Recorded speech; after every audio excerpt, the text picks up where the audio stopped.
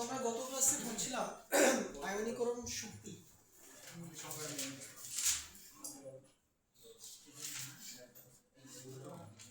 আমাদের আয়নীকরণ শক্তির সংজ্ঞাটা কেমন ছিল যে এক মোল কোন গ্যাসীয় পরমাণু থেকে এক মোল ইলেকট্রন অপসারণ করে এক মোল গ্যাসীয় ধনাত্মক আধান তৈরিতে যে পরিমাণ শক্তি লাগে তাকে বলা হচ্ছিল আয়নীকরণ শক্তি। তাহলে প্রথম ইলেকট্রন সরাতে যে শক্তি লাগে সেটা হচ্ছে প্রথম আয়নীকরণ শক্তি, দ্বিতীয় ইলেকট্রন সরাতে যে শক্তি লাগে সেটা হচ্ছে দ্বিতীয় আয়নীকরণ শক্তি, এবং তৃতীয় ইলেকট্রন সরাতে যে শক্তি লাগে তাকে বলা হয় তৃতীয় আয়নীকরণ শক্তি। এবং আমরা দেখলাম যে আমাদের তৃতীয় আয়নীকরণ শক্তির মান দ্বিতীয় আয়নীকরণ শক্তি অপেক্ষা বড় হবে এবং দ্বিতীয় আয়নীকরণ শক্তির মান প্রথম আয়নীকরণ শক্তি অপেক্ষা বড় হবে। তাহলে এটা হবে আমাদের আয়নীকরণ শক্তির ক্রম। আচ্ছা, এরপর আমরা দেখলাম যে আমাদের একই পর্যায়ে যদি আমরা বাম হতে ডান দিকে যাই তাহলে আমাদের আকার হ্রাস পায়, আকার হ্রাস পেলে আয়নীকরণ শক্তি বৃদ্ধি পায়। আর একই গ্রুপে উপর থেকে নিচের দিকে গেলে আকার বৃদ্ধি পায়, আকার বৃদ্ধি পেলে আয়নীকরণ শক্তি হ্রাস পায়। এটা কিন্তু বেসিক আমাদের ছিল। তো আজকে আমরা যেটা করব, আজকে আমরা হলো কোন একটা নির্দিষ্ট পর্যায়ে কিভাবে আয়নীকরণ শক্তিগুলো পরিবর্তিত হয় সেগুলো হচ্ছে আমরা আজকে আলোচনা করব। প্রথমে আমরা করব দ্বিতীয় পর্যায়ের ক্ষেত্রে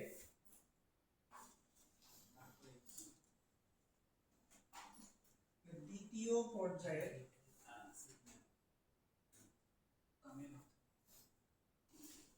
মৌল সমূহের ক্ষেত্রে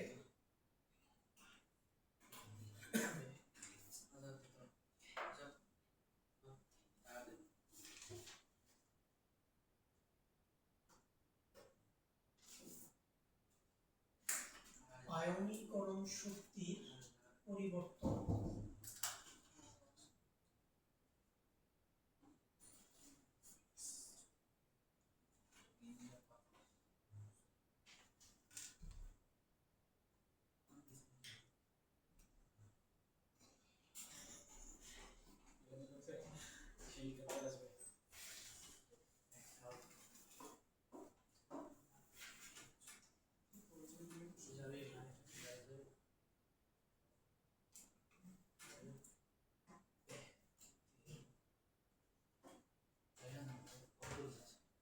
দ্বিতীয় পর্যায়ে প্রথম যে মৌলটা সেটা কি বলো? লিথিয়াম। তারপরে কি? লিথিয়ামের পরে কি? বেরিলিয়াম। তারপরে কি? বোরন। তারপর কার্বন। তারপরে নাইট্রোজেন। তারপরে অক্সিজেন। তারপরে ক্লোরিন। তারপরে ঠিক আছে। সাধারণত যে কোনো পর্যায়ে এখন প্রথম মৌলটা হবে একটা ক্ষার ধাতু, আর যে কোনো পর্যায়ের সর্বশেষ মৌলটা হবে একটা নিষ্ক্রিয় গ্যাস।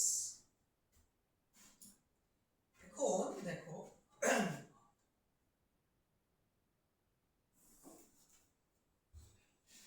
তো আমরা জানি যদি আমরা এই পর্যায়ে বাম হতে ডান দিকে যাই তাহলে আমাদের আকার তো হ্রাস পাবে, তাহলে আকার হ্রাস পেলে আয়নীকরণ শক্তি বৃদ্ধি পাবে। তাহলে লেফট টু রাইট যাওয়া মানে হচ্ছে আয়নীকরণ শক্তি কি পাওয়া? বৃদ্ধি পাওয়া। তাহলে আয়নীকরণ শক্তির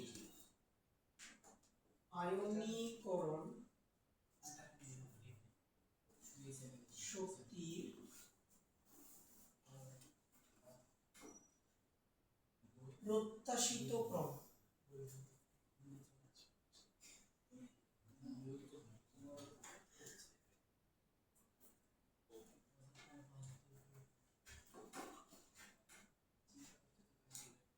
প্রত্যাশিত ক্রম মানে সবচেয়ে কম আয়নীকরণ শক্তি কার হবে?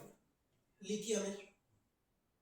লিথিয়াম থেকে বেরিলিয়ামের আয়নীকরণ শক্তি বেশি হবে, বেরিলিয়াম থেকে বোরনের বেশি হবে, বোরন থেকে কার্বনের বেশি হবে, কার্বন থেকে নাইট্রোজেনের বেশি হবে, নাইট্রোজেন থেকে অক্সিজেনের বেশি হবে, অক্সিজেন থেকে ফ্লোরিনের বেশি হবে এবং ফ্লোরিন থেকে নিয়নের বেশি হবে। এটা হচ্ছে প্রত্যাশিত ক্রম। কিন্তু তুমি দেখবা যে প্রত্যাশা আর বাস্তবতা তো এক জিনিস না। হ্যাঁ, তুমি করতেছো প্রত্যাশা একরকম কিন্তু বাস্তবে হচ্ছে আর একরকম। প্রত্যাশা করতেছো বুয়েটে পড়বা, পরে দেখলে যে ব্যারিস্টার কলেজে হচ্ছে না, ঠিক আছে?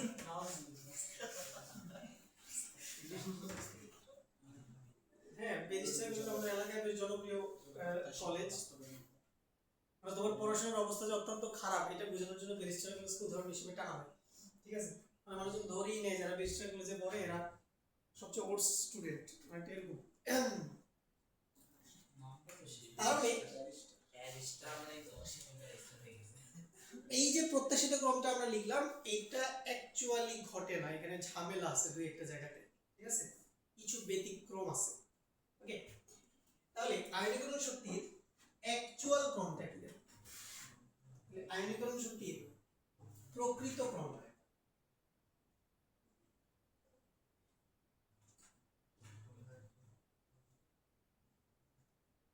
প্রকৃত ক্রম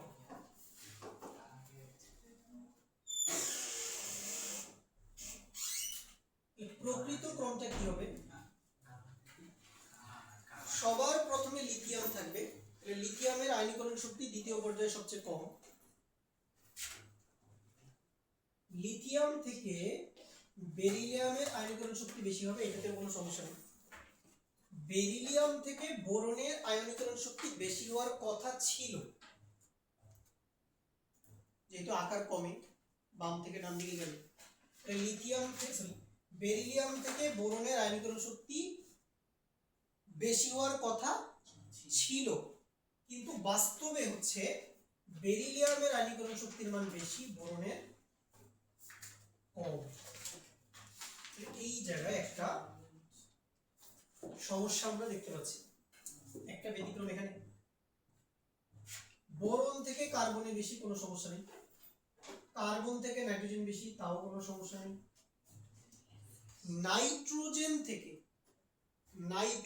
থেকে অক্সিজেনের আয়নীকরণ শক্তি বেশি হওয়ার কথা ছিল, কিন্তু বাস্তবতা হচ্ছে নাইট্রোজেনের আয়নীকরণ শক্তি বেশি, অক্সিজেনের কম। এইখানে আরেকটা ব্যতিক্রম পাইলাম। এরপরে ফ্লোরিনের বেশি, এরপরে নিওনের বেশি, বাকিগুলোতে কোনো সমস্যা নাই, ঠিক আছে? সমস্যা নেই।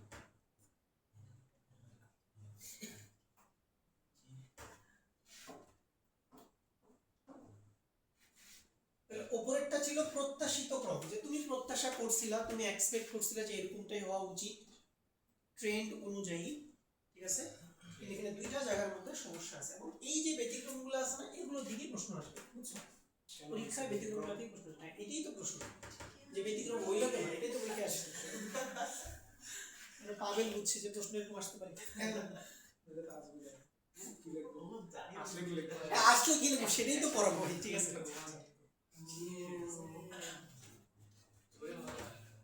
ওকে, তাহলে এখানে আমাদের দুইটা প্রশ্ন পাইলাম আমরা এখানে। প্রথম প্রশ্নটা কি? আগে কোশ্চেনগুলো লিখো, তারপর উত্তরে যাও।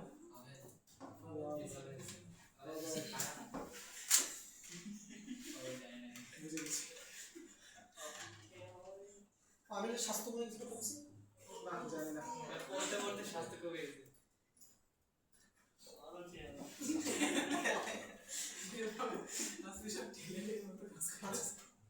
প্রথম কোশ্চেন যেটা আমরা পাইলাম, দেখো প্রথম কোশ্চেনটা আমরা পাইলাম সেটা হচ্ছে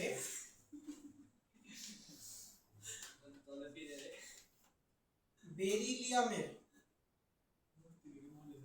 প্রথম আয়নীকরণ শক্তির মান। দেখো আমরা কিন্তু কাজ করতেছি কোন আয়নীকরণ শক্তি নিয়ে? অনলি প্রথম আয়নীকরণ শক্তি নিয়ে কাজ করতেছি। প্রথম আয়নীকরণ শক্তির মান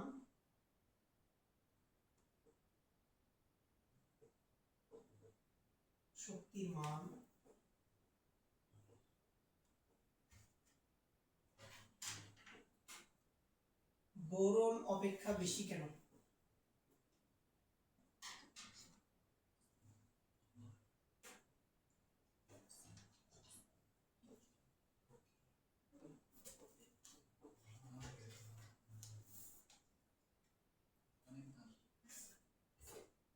কোশ্চেন এটা।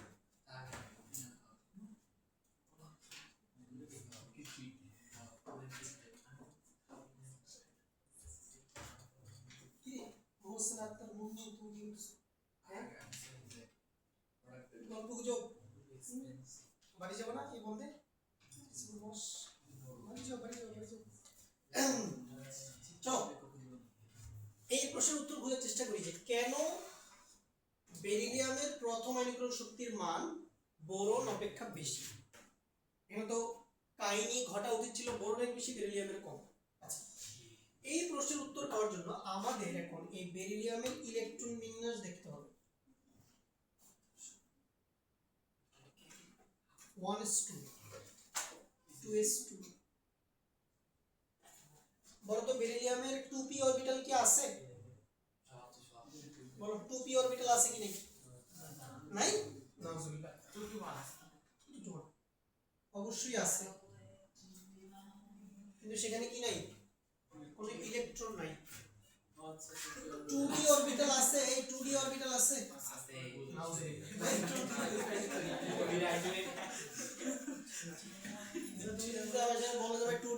আমারে গাইল লাগবে মানে ভাই তোমার স্যার তোমার কি পড়াইছে? ঠিক আছে, এই 2d অরবিটাল হয় নাকি? না না, নিজেও তো মান সম্মান যাবে তোমার, আমারও যাবে।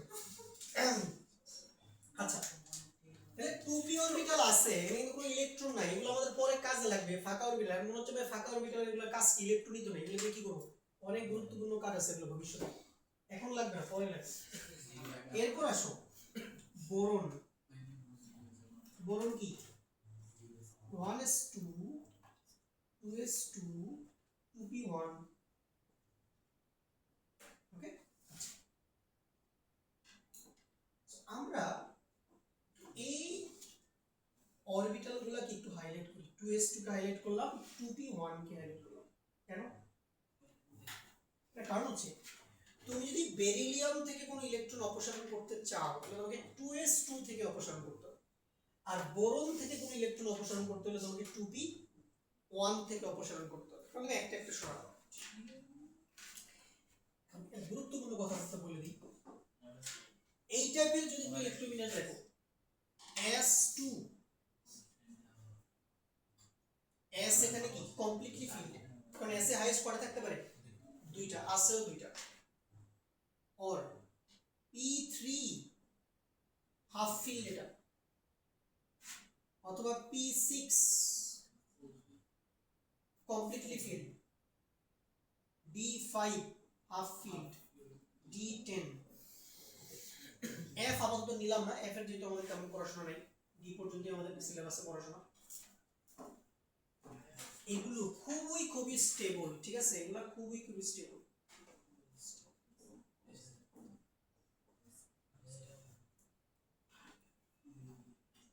স্টেবলের বাংলা কি? s1 হলে হবে না, তাহলে ওটাও তো অর্থপূর্ণ হবে না, s এর ক্ষেত্রে ব্যাপারটা একটু ডিফারেন্ট।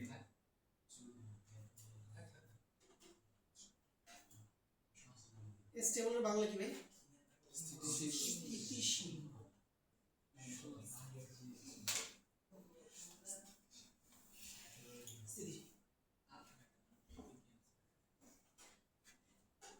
লক্ষ্য করো বেরিলিয়ামের ইলেকট্রন অপসারণ করতে হলে 2s2 থেকে সরাইতে হবে, আর বোরনের ইলেকট্রন অপসারণ করতে হলে 2p1 থেকে সরাইতে হবে। তাহলে আমার প্রশ্ন হচ্ছে যে 2s2 বেশি স্থিতিশীল নাকি 2p1 বেশি স্থিতিশীল? কোনটা বেশি স্থিতিশীল?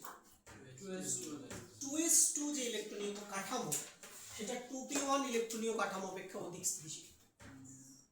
এইজন্য 2s2 থেকে ইলেকট্রন সরাতে তুলনামূলকভাবে বেশি শক্তির প্রয়োজন হবে। ওকে, তুলনামূলকভাবে কেন বলতেছি? কারণ আমি তো আলটিমেটলি এখানে শুধু বেরিলিয়াম আর বোরনের মধ্যে কম্পারিজনটা করতেছি। ওকে, বেরিলিয়াম থেকেও তো আয়নীকরণ শক্তি বেশি, এরকম মূল্য আছে। জাস্ট আমরা বেরিলিয়াম আর বোরনের মধ্যে কম্পেয়ার করতেছি, এজন্য আমি কি বলবো? আমি বলবো যে বেরিলিয়ামের যে 2s2 ইলেকট্রনীয় কাঠামো সেটা বোরনের 2p1 ইলেকট্রনীয় কাঠামো অপেক্ষা অধিক স্থিতিশীল। তাই বেরিলিয়ামের ইলেকট্রনীয় কাঠামো থেকে ইলেকট্রন অপসারণ করতে বোরন অপেক্ষা তুলনামূলকভাবে বেশি শক্তির প্রয়োজন হবে। এই জন্য বেরিলিয়ামের প্রথম আয়নীকরণ শক্তির মান বোরন অপেক্ষা বেশি হবে। বুঝা গেল? এটা হচ্ছে তার ব্যাখ্যা। ব্যাখ্যা বইতে আছে সুন্দরভাবে, যদিও বই মুখস্থ করতে আমি ডিসকারেজ করি, নিজের মতো করে লিখবা, ঠিক আছে? বুঝে তুমি নিজের ভাষায় লিখবা পরীক্ষা, ঠিক আছে? নিজের ভাষায় লিখবা, কারণ এত ব্যাখ্যা মুখস্থ করা সম্ভব না। মেন জিনিসটা বুঝে নিজের মতো করে সাজায় খাতার মতো তুমি লিখে দিবা, তাহলে তোমার লজিক যদি ঠিকঠাক থাকে তুমি ফুল মার্কস পেয়ে যাবে।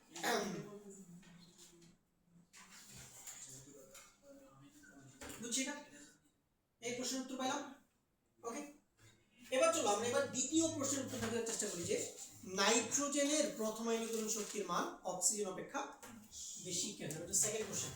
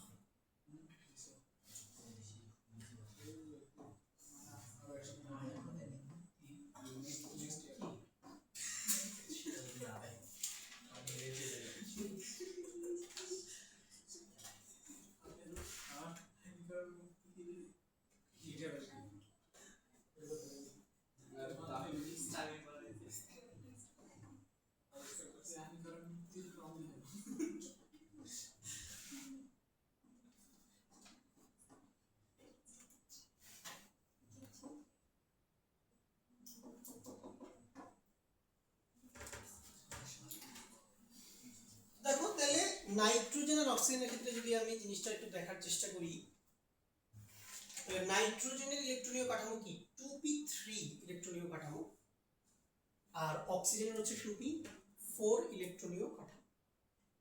তাহলে 2p3 ইলেকট্রনীয় কাঠামো হলে p এর মধ্যে আবার তিনটা ভাগ আছে, px py আর pz, প্রতি ঘরে সিঙ্গেল সিঙ্গেল একটা থাকবে। p4 এর ক্ষেত্রে প্রতি ঘরে আগে একটা একটা দিব, 1 2 3, আর এবার প্রথম ঘরে আরেকটা। আচ্ছা, তো আমি একটু আগে তোমাকে আমি দেখাইলাম যে এই যে p3 যে ইলেকট্রনীয় কাঠামো, এগুলো কিন্তু খুবই স্টেবল, এগুলো খুবই স্থিতিশীল, কারণ এখানে প্রতিটা ঘরে একটা একটা করে হচ্ছে যে ইলেকট্রন আছে, মানে এই ইলেকট্রনটা সম্পূর্ণ আলাদা, এটা সম্পূর্ণ আলাদা, এটা সম্পূর্ণ আলাদা। ওকে, তার মানে এই ইলেকট্রনকে ডিস্টার্ব করার মতো কেউ নাই, এটাকে ডিস্টার্ব করার মতো কেউ নাই, এটাকে ডিস্টার্ব করার মতো কেউ নাই, প্রত্যেকটা আলাদা আলাদাভাবে এখানে আছে। তার মানে এই ইলেকট্রনীয় কাঠামো যেহেতু অত্যন্ত স্থিতিশীল, তাহলে এখান থেকে ইলেকট্রন সরানো অনেক কঠিন হবে। কিন্তু অক্সিজেনে আসো, অক্সিজেনে দেখো প্রথম ঘরে কিন্তু দুইটা ইলেকট্রন, তো ইলেকট্রনগুলা নরমালি কখনো একসাথে থাকতে চায় না, কারণ যদি ভাই দুইটা ইলেকট্রন যদি পাশাপাশি একটা ঘরে থাকে, তাহলে ওখানে কিন্তু ইলেকট্রন ইলেকট্রন বিকর্ষণ শুরু হবে, পারস্পরিক বিকর্ষণ একটু হলেও থাকবে। আর ইলেকট্রনের মধ্যে বিকর্ষণ শুরু হওয়া মানে ইলেকট্রন কিন্তু আলাদা হয়ে যাওয়ার টেন্ডেন্সি শো করবে। এখান থেকে যদি একটা ইলেকট্রন বের হয়ে যেতে পারে, তাহলে সেটা অক্সিজেনের জন্য ভালো। কারণ তখন আবার সেটা আবার P3 তে কনভার্ট হয়ে যাবে যদি একটা ইলেকট্রন কোনোভাবে বের হয়ে যায়, তখন সেটা আরো স্টেবল একটা ইলেকট্রনীয় কাঠামোতে কনভার্ট হবে না, কনভার্ট হবে। তার মানে এইখানে ইলেকট্রনটা হচ্ছে যে স্পিন পেয়ার্ড অবস্থায় থাকার কারণে এই ইলেকট্রনীয় কাঠামোটা তেমন স্থিতিশীল নয়। এজন্য এইখান থেকে কিন্তু সহজে একটা ইলেকট্রন অপসারণ করা সম্ভব হবে, কিন্তু এখান থেকে সহজে তুমি ইলেকট্রন সরাইতে পারবে না, প্রচুর তাপ শক্তি দিতে হবে। আর এই জন্য স্পিন পেয়ার্ড মানে হচ্ছে ওই যে এখানে একটা আপে আছে আর একটা কি ডাউনে আছে না, তাহলে একটা আপে একটা ডাউনে যদি থাকে, একটা ঘরে দুটো ইলেকট্রন থাকে, বলে স্পিন পেয়ার্ড, মানে জোড়া আর কি, জোড়া। কারণ একটার স্পিন হচ্ছে যে প্লাস হাফ আর একটার স্পিন হচ্ছে যে মাইনাস হাফ, বুঝতে পারছো? আচ্ছা, তাহলে বুঝতে পারলা যে 2p3 ইলেকট্রনীয় কাঠামো 2p4 ইলেকট্রনীয় কাঠামো অপেক্ষা কি অধিক স্থিতিশীল। ভাই বলতে পারো যে কোনো একটা অরবিটাল যদি অর্ধপূর্ণ অবস্থায় থাকে তাহলে সেই ইলেকট্রনীয় কাঠামো বেশি স্থিতিশীল হবে। এই জন্যই তোমার নাইট্রোজেন থেকে ইলেকট্রন সরাতে তোমার বেশি তাপ শক্তি দেওয়া লাগবে, আর এই জন্যই নাইট্রোজেনের প্রথম আয়নীকরণ শক্তির মান অক্সিজেনের প্রথম আয়নীকরণ শক্তির মান অপেক্ষা বেশি হবে। লিখতে পারবো না ভাইরা পরীক্ষার খাতায়? অবশ্যই পারবো। লিখতে না পারলে কি হবে? ঠিক আছে,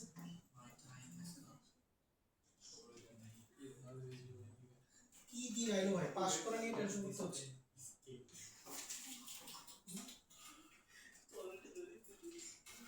আগে কিনে কম্পিটিশনে তো যাবে 100 পাইলাম না কেন, ঠিক আছে 98 পাইলাম কেন, 97 পাইলাম কেন, 2 মার্ক কেন কম পাইলাম, আমার বান্ধবী আমার থেকে 1 নম্বর কম পাইলো কেন, ঠিক আছে? আগে তুমি স্কুলে এরকম কম্পিটিশন হতো, মারামারি 1 নম্বর 2 নম্বর নিয়ে, ঠিক আছে? আমি কিছু 9 এর বাচ্চা পড়াই, ঠিক আছে? ওদের যখন পড়াইতে যাই, ভাই রে ভাই কি যে মারামারি, ঠিক আছে? ওদের ডিসকাশন, ভাই আমি 1 নম্বর কম পাইলাম কেন, আমার বান্ধবী 1 নম্বর বেশি পেলো কেন, একটা এমসিকিউ ভুল গেল রাতে ঘুম হারাম, ঠিক আছে? আর এখন কি এলো দুনিয়া, এখন হচ্ছে কোন রকম পরীক্ষা পাস করতে পারলেই বাঁচি, এখন পাশের চিন্তা করতেছি। আমি পরীক্ষা দিয়ে হিসাব করবো যে কয়টা আনসার করছো, কোনটাতে কত পাবো, পাস মার্ক উঠছে কিনা, যদি পাস মার্ক উঠে ঠিক আছে শান্তি, এবার পরীক্ষা থেকে বের হয়ে যাবো। ভাগ্যিস কলেজের পরীক্ষাগুলোতে নেগেটিভ মার্কিং নেই, নেগেটিভ না থাকাতেই 80% ফেল করে, নেগেটিভ থাকলে 100% ফেল করে। কিন্তু ভর্তি পরীক্ষা কিন্তু নেগেটিভ আছে না? হ্যাঁ, যেমন ধরো মেডিকেল রেজাল্ট দিছে 2 দিন আগে, কাট মার্ক হচ্ছে 74.25, কত থেকে 70 স্যার কত 100 আউট অফ 100, তার মানে 100 তে 74.25 যে পাইছে সে হচ্ছে যে একদম সর্বশেষ মেডিকেলে চান্স পেয়েছে। এখন ধরো কিছু পাবলিক পাইছে 74, হ্যাঁ এই মানুষগুলোর কথা তুমি চিন্তা করো, মানে এরা যে কি নিদারুণ কষ্টে আছে, 0.25 এর জন্য মেডিকেল মিস। তার মানে ও চিন্তা করলো, ইস আরেকটা এমসিকিউ যদি আমার বেশি হইতো তাহলে আজকে আমি মেডিকেলে পড়তে পারতাম। ব্যাপারটা বুঝো, একটা এমসিকিউ অনেক গুরুত্বপূর্ণ। বা ও যদি একটা এমসিকিউ কম দাগাইতো তাহলে ওর চান্স হয়ে যেত, কারণ ও একটা এমসিকিউ বেশি দাগাইছে, ওইটা ভুল গেছে, ওই 1 নম্বর তো গেছেই, আবার ওই একটা ভুল দাগানোর জন্য আমার 0.25 কাটা গেছে, মানে টোটাল 1.5 কাটা গেছে। তার মানে দেখো তুমি এখন তুই কলেজে পরীক্ষা তুমি কি করো, সব দেখাই আসো, ঠিক আছে? ভর্তি পরীক্ষা এই কাজ করলে সর্বনাশ। একুরেসিতে মনোযোগ দিতে হবে, মানে তুমি যা দেখাবা সেগুলো যেতে হয়। হ্যাঁ, তুমি যদি 5টা দেখাও, তোমার যদি 5টাই হয় তাহলে ঠিক আছে। ওকে, তাহলে বুঝছি ভাই এটা দ্বিতীয় পর্যায়ে। এবার চলো আমরা এই পুরো জিনিসটাকে একটা গ্রাফের মাধ্যমে দেখাবো, মানে এই যে আমি জিনিসটা লিখলাম না, এই পুরো জিনিসটাকে আমরা একটা গ্রাফের মাধ্যমে চলো দেখাই। গ্রাফ আঁকবো এখন আমরা।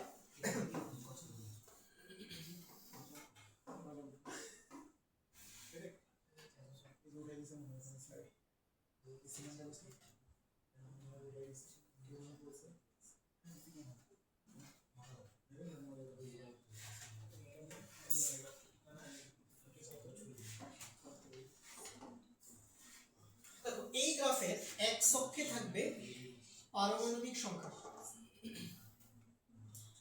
এই ভালো করে দেখো, এই গ্রাফ থেকে তোমাদের পরীক্ষা প্রশ্ন আসবে, পারমাণবিক সংখ্যা।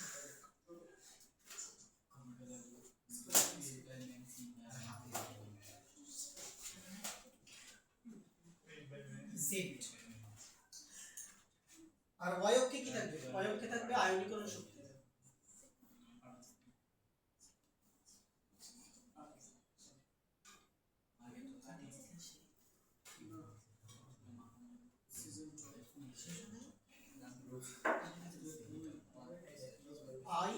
পাওয়ার i।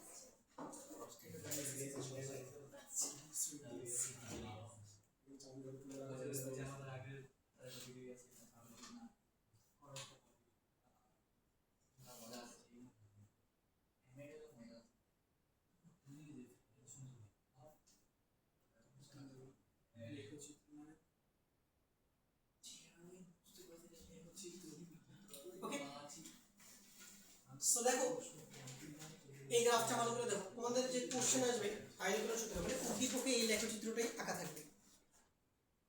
সো লক্ষ্য করো এখানে এটা হচ্ছে দ্বিতীয় পর্যায়ের জন্য, তাহলে সবচেয়ে কম আইনিকরণ শক্তিকার দ্বিতীয় পর্যায়ে লিথিয়ামে। দেখো লিথিয়াম থেকে বেরিলিয়ামে বাড়ছে না, লিথিয়াম থেকে বেরিলিয়ামে বাড়ছে, বেরিলিয়ামে বেড়ে দেখো বোরনে আবার কমে গেছে, এই যে বোরনে আবার ডিপ হইছে, বোরনে কমছে, কিন্তু গ্রাফ কিন্তু সোজা উপরের দিকে ওঠা উচিত ছিল। বোরন থেকে আবার কার্বনে বাড়ছে, কার্বন থেকে নাইট্রোজেনে বাড়ছে, নাইট্রোজেন থেকে আবার অক্সিজেন কমে গেছে, অক্সিজেন থেকে আবার ফ্লোরিনে বাড়ছে, ফ্লোরিন থেকে আবার নিয়নে বাড়ছে। ওকে, এই যে দুইটা জায়গায় এক্সেপশন না, বেরিলিয়াম বোরন নাইট্রোজেন অক্সিজেন। প্রতি পর্যায়ে এরকম হয়?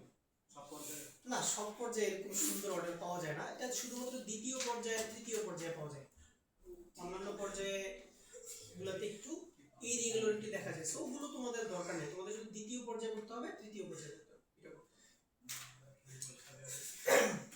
এই সিস্টেম কোড বেশি কথা বলছো, এই সিরাজগঞ্জ বেশি কথা বলো, ও সিরাজগঞ্জ না, ও পাবনা পাবনা তুমি এসে চলে আসছে এই জন্য বেশি কথা কিন্তু শান্তশিষ্ট ছিল ভাই, তুমি তো কথা বলো না, দেখে পুরো নম্র ভদ্র ছিল মনে হয়। ওরে দেখে আমার একটা ওই যে 23 বছরের একটা স্টুডেন্টের কথা মনে পড়ে, কিন্তু ও হুবহু ওর মতো প্রায় চেহারা, একই রকম লম্বা, চেহারা হারা যাও ভাই, একদম সেম চেহারা। আমি পুরো কনফিউজ হয়ে গেছিলাম এটা প্রথম থেকে। আমার একজন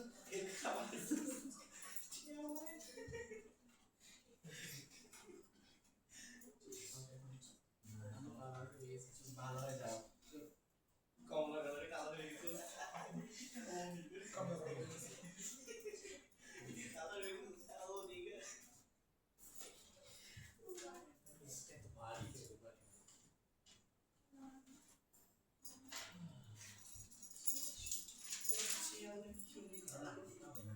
আচ্ছা, এটা আঁকা হলো। ওকে, তাহলে আমরা দ্বিতীয় পর্যায়ে আমরা বলছি।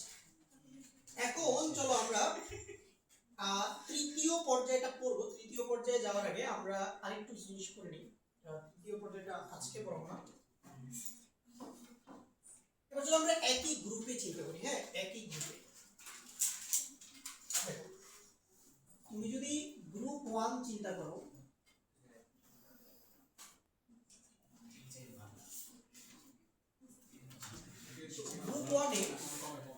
কি আছে? লিথিয়াম আছে সবার উপরে, তারপরে সোডিয়াম আছে, পটাশিয়াম আছে, রুবিডিয়াম আছে, সিজিয়াম আছে, আর কি আছে? ফ্রান্সিয়াম।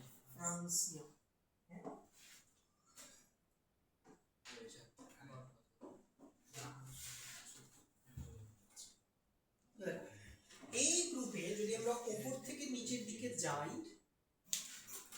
তাহলে বলো এখানে কি হচ্ছে? আকার কি হচ্ছে? আকার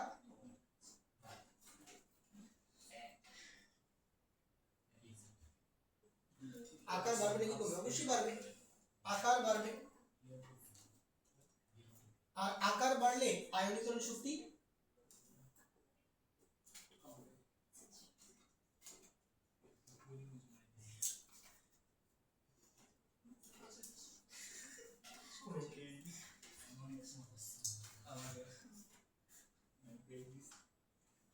এখন আয়নীকরণ শক্তি কমা মানে কি?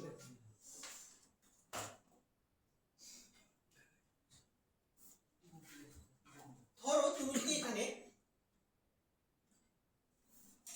সোডিয়ামকে কনসিডার করো আর তুমি যদি সিজিয়ামকে কনসিডার করো, হ্যাঁ, তাহলে বলো কোনটার আয়নীকরণ শক্তি কম? সিজিয়ামের আয়নীকরণ শক্তি কম।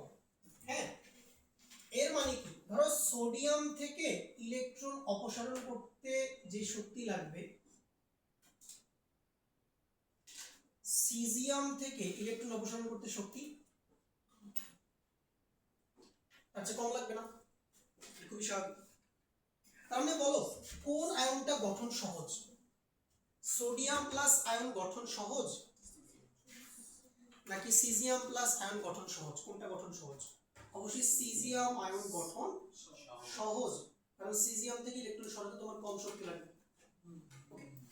আচ্ছা, আবার আমরা এভাবে চিন্তা করতে পারি যে যে যত সহজে ইলেকট্রন বর্জন করতে পারে, যে যত সহজে ইলেকট্রন বর্জন করতে পারে সে তত শক্তিশালী বিজারক।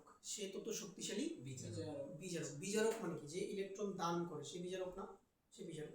তার মানে আমরা কি বুঝতে পারছি? আমরা বুঝতে পারছি যদি আমরা লিথিয়াম থেকে শুরু করে ফ্রান্সিয়াম পর্যন্ত এই মৌলগুলোর যদি বিজারণ ধর্ম দেখি, বিজারণ ধর্ম মানে হচ্ছে বিজারক। বিজারণ ধর্ম মানে কি? বিজারক। তাহলে কে সবচেয়ে শক্তিশালী বিজারক হবে বলো তো? ফ্রান্সিয়াম। কে হবে সবচেয়ে শক্তিশালী বিজারক? ফ্রান্সিয়াম। ওইটা আসতে পারে না অবশ্যই। নিচের কোনটি সবচেয়ে শক্তিশালী বিজারক? তুমি কি করবা? যার আয়নীকরণ শক্তি সবচেয়ে কম, যার আয়নীকরণ শক্তি সবচেয়ে কম সে সবচেয়ে শক্তিশালী বিজারক। লিখে রাখো খাতায়, বলো নোট।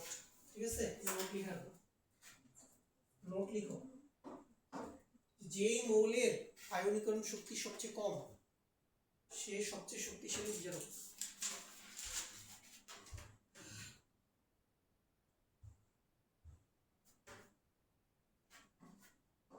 আমরা এভাবে বলতে পারি যে বিজারণ ধর্ম, এই যে বিজারণ ধর্ম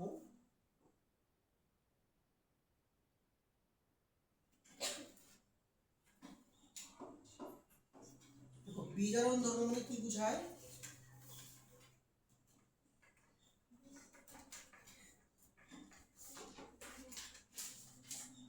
বিজারণ ধর্ম মানে কি বোঝায়? বিজারক। হ্যাঁ, এটা কি হবে? এটা হবে 1/1 আয়নীকরণ শক্তি।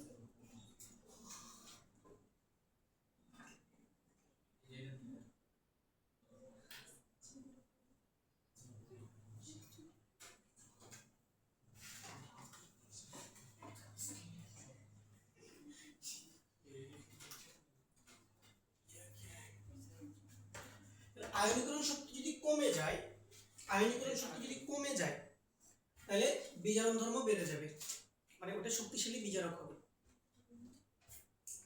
এখানে একটা রিলেশন আছে ভালো। এরপর এখানে আরেকটা বিষয় লক্ষ্য করো, দেখো এখানে আরেকটা বিষয় লক্ষ্য করো।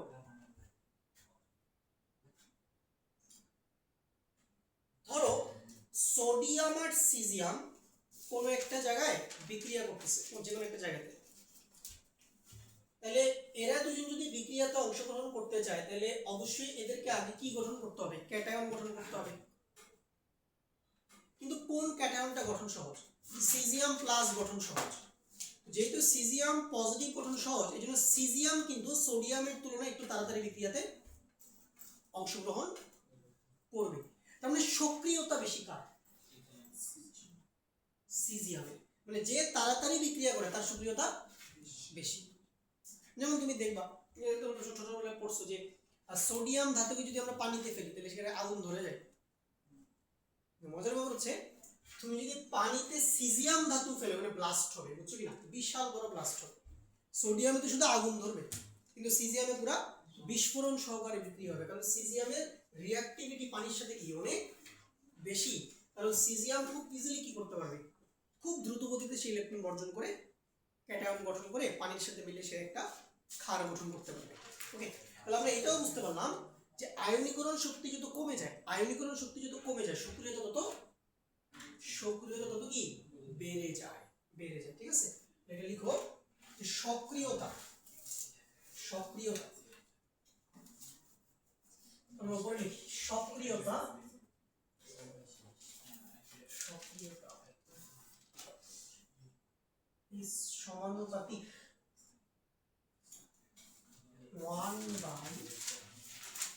1/আয়নীকরণ।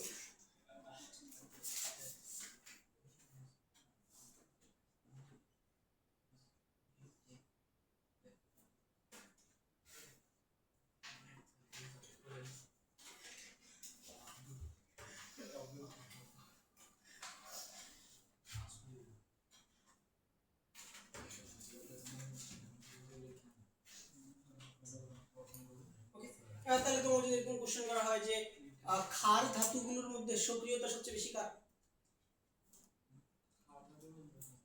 ফ্রান্সিয়ামের, কারণ ফ্রান্সিয়াম সবচেয়ে নিচে আছে, এর আয়নীকরণ শক্তি সবচেয়ে কম, এটা সক্রিয়তা সবচেয়ে বেশি। ঠিক আছে, আবার জিজ্ঞেস করা হয় যে কোনটির বিজারণ ধর্ম সবচেয়ে কম, এটার উত্তর কি হবে? কোনটির বিজারণ ধর্ম সবচেয়ে কম? লিথিয়াম। ঠিক আছে, লিথিয়াম। কারণ এটা সবার উপরে আছে। এই কোশ্চেনগুলো কিন্তু পরীক্ষায় আসবে। তাহলে তুমি যদি এগুলো মুখস্থ করতে যাও ভাই, তাহলে কিন্তু তোমার ব্রেনের উপরে খুদাই এক্সট্রা প্রেশার পড়বে। এগুলা মনে রাখা খুব টাফ হবে। হ্যাঁ, মনে রাখা তুমি ভুলে যাবে খুব অল্প সময়। তুমি যদি এগুলো লজিক্যালি জিনিসগুলো মনে রাখো, লজিক অনুযায়ী জিনিসগুলো পড়ো, কিন্তু তুমি এগুলো লং টার্ম তোমার ব্রেনে স্টে করবে। ঠিক আছে, ওকে। আচ্ছা, তাহলে মোটামুটি আমরা আয়নীকরণ শক্তির বেসিকগুলো বুঝে গেছি। তো আজকে তোমাদের দ্বিতীয় পর্যায় পর্যন্তই থাক। হ্যাঁ, গ্রুপ 1টাও ডিসকাস করে দিলাম। আগামী ক্লাসে আমরা তৃতীয় পর্যায়ে পড়বো। ঠিক আছে, তৃতীয় পর্যায়টা পড়বো। তৃতীয় পর্যায়টা পড়ে আমরা হচ্ছে এরপরে নেক্সট টপিকে মুভ করব। আজকে তুমি